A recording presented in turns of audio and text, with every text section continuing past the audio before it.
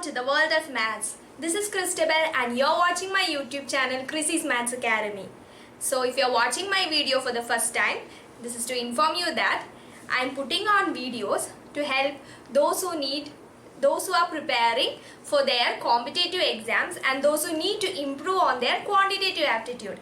So please do watch this video fully, like this video and subscribe to my channel, that is KRISY'S Maths Academy, and please click on that bell icon so that you will get notification whenever I upload my videos. Also, do share these videos among your friends who are preparing for quantitative exams and those who need to improve their quantitative aptitude. So, this video is a continuation of the chapter of algebra. In my previous video, I have discussed on the basics of polynomials, that is what is polynomial, and also I had done an introduction to the factorization as well. So in this video we are completely going to focus on factorization of polynomials. So in this video I am going to cover up the topics of factorization using identities or formula, factorization using grouping, and introduction to the quadratic polynomials and factorization of quadratic polynomials. Okay, so let's start. I had already discussed on what is factorization in my previous video. So please do watch if you have not yet watched my previous video, that is the basics on the polynomial, please do watch. I will add the link in the description box, as well as you can click on this I button to get that video. So first of all, only that factorization part, let's go to a recap. So the definition of factorization is writing an algebraic expression as the product of several factors. So this algebraic expression is mentioned as the product of several factors. In this case, there are two factors, okay?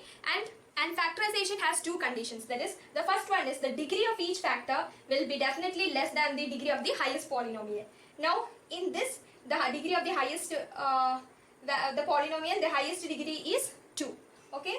Then degree of each factor is 1. So, surely the value is less. Also, and the factors which we had got, that cannot be further factorized. So, this is the final factorization form, and these are the two conditions. Okay. Now, the first topic is factorization using formulas or identities.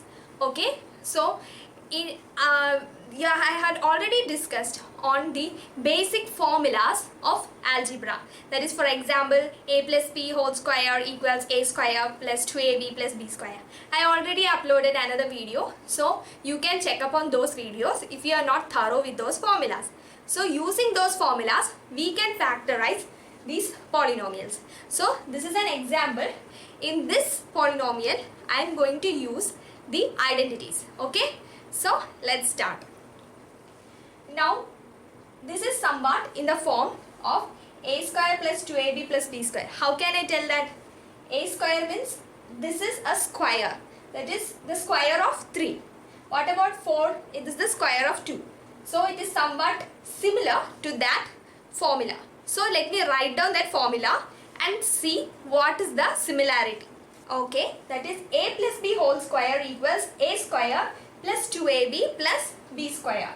So in this case, we have to convert this in this form.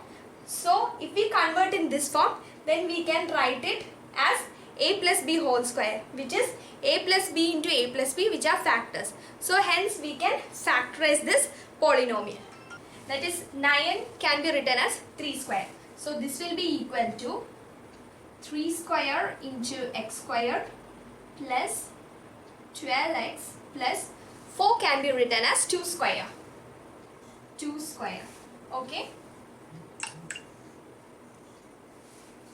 Now 3 square into x square can be written as 3x the whole square. Okay. 3x whole square plus this is a square. What about, let's see the last term, that is 2 square means b square. So I am just leaving a gap and plus 2 square. So if this should be the formula, a should be equal to 3x and b should be equal to 2. If it is so, what is the middle term? That is 2 into ab. So let's see I'll write 2 into AB, and if we get 12x, then we can use this identity or formula to factorize this polynomial. Okay, so 2 into A, that is 3x into B, that is 2. So what I will get? 3x whole square plus 3 2s are 6, 6 2s are 12. So 12x. 12x plus 2 square. So it is matching to the first one, that is our polynomial. So we can factorize this as a plus b whole square. So in that a is 3x and b is 2. So I can write it as 3x plus 2 whole square, which is same as 3x plus 2 into 3x plus 2. That is, for this particular polynomial, there are two factors and they are equal to 3x plus 2. Okay, so hence this polynomial is factorized using the formula or the identity of a plus b whole square. Okay, now let's see another example. 4p square minus 9q square. Okay, so let's factorize this polynomial. Now let's see to which formula or identity this polynomial is similar to. It is similar to a square minus b square, right? Because 4 is the square of 2 and 9 is the square of 3. So first of all, let me write that formula. So the formula is a minus b whole square equals a plus b into a minus b. So let me convert this into completely like the form of a square minus b square. So this will be written as 2 square into p square minus 3 square into q square, right? So that will be equal to 2p whole square minus 3q whole square. So comparing to this formula, we can understand that a equals 2p and b equals 3q. A equals 2p and b equals 3q.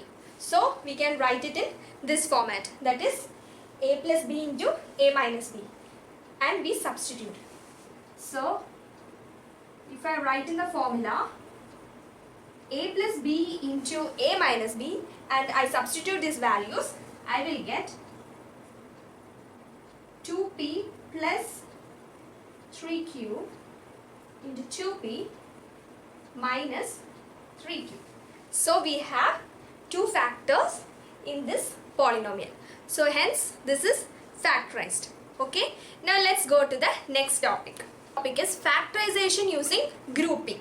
So for that we have to split the polynomials. We have to split in terms in such a way that we can group some two terms and then out of that we can take common and make it in a factors. It is difficult to understand, right? But if I give you with this example, you will understand. For example, pq square minus pq plus rq minus r. Okay.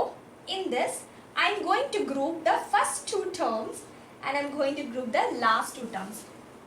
First two terms, last two terms. In the first two terms, pq is common and in the last two terms, r is common.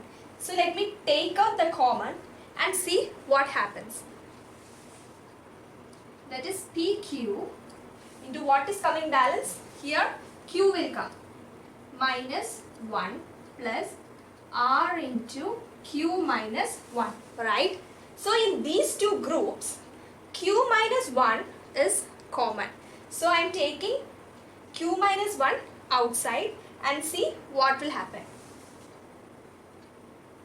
Q minus 1 and balance in first term we have pq plus second term we have r.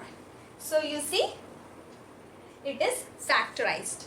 It cannot be further factorized and this polynomial has two factors. So this is the concept of grouping. So this will be useful in the factorization of quadratic polynomials. So what is a quadratic polynomial? Okay, so let me explain what is quadratic polynomial. So a quadratic polynomial is a polynomial in which it's the degree of the variable. I already explained what is a degree in my previous video. The degree of the polynomial. will be the degree of highest degree of the variable. So that degree should be 2. Then it is called a quadratic polynomial, and it will be in the form of ax square plus bx plus c. That is, there will be one variable and its degree will be 2. Okay, and it should be in this form. Now there is a method in factorizing the quadratic polynomial. We have to use some small amount of formula and as well as the factorization using grouping as well. Okay, so let's see with an example. This is x square plus 3x plus 2. It is somewhat similar to the formula, the basic formula a square plus 2ab plus b square. But see, 2 is not a square, so we can't use that method. So in this I am going to use the basic factorization method, that is grouping. That is what in previous case we saw that the middle term is split into 2 terms and then we can group. Okay, so what I am going to do is I am going to split this 3x into 2 terms. That is, one is n1 and one is n2. But there are 2 conditions for that. Okay, so let's see what are the 2 conditions.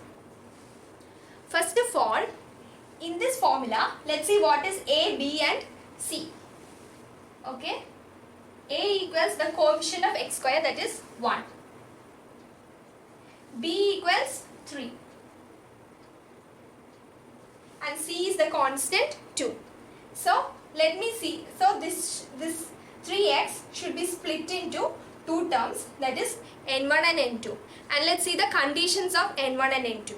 That is, n1 plus n2 equals b. I told already the middle term is split, that is into 2 terms, that is n1 and n2. So obviously n1 plus n2 equals b. And one more condition is that n1 into n2 equals a into c. Okay, so now let's find out n1 and n2. First of all, I had to multiply a and c. A and c is 1 and 2. So n1 into n2 equals 1 into 2, which is 2. Right? Product will be 2. Okay, so let's see. First of all, for this we need to see 2. 2 can be written as 2 into 1. Okay, so if I consider the term 1 and 2,